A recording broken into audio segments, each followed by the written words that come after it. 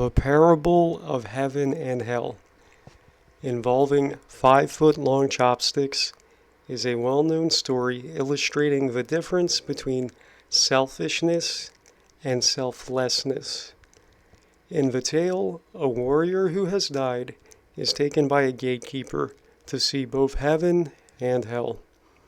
Upon arriving in hell, he finds a large table filled with delicious food, but the people are starving. Each person holds a pair of 5-foot-long chopsticks, which they must use to eat, making it impossible to bring the food to their own mouths. The warrior recognizes this as hell, where everyone is trapped in their own suffering due to their inability to help themselves. The gatekeeper then takes the warrior to heaven, where he sees the same exact scene, a table laden with the same delicious food, and people holding 5-foot-long chopsticks. However, the people in heaven are happy and well fed.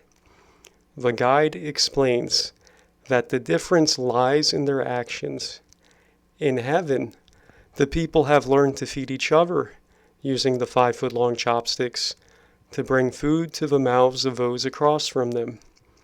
This simple act of mutual care and cooperation transforms the situation from one of despair to one of abundance and joy.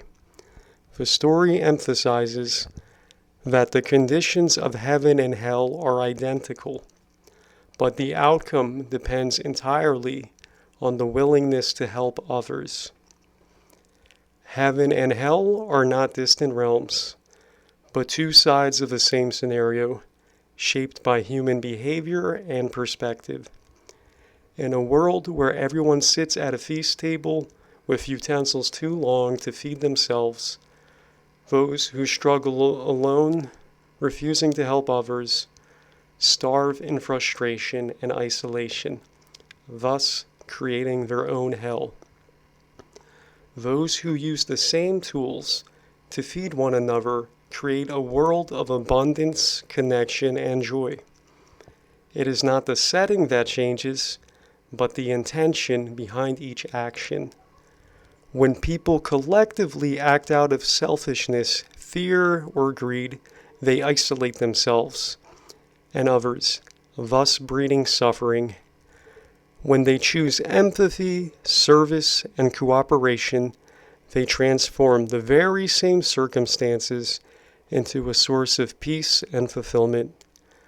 Heaven and hell are not destinations, but consequences of how we choose to treat each other.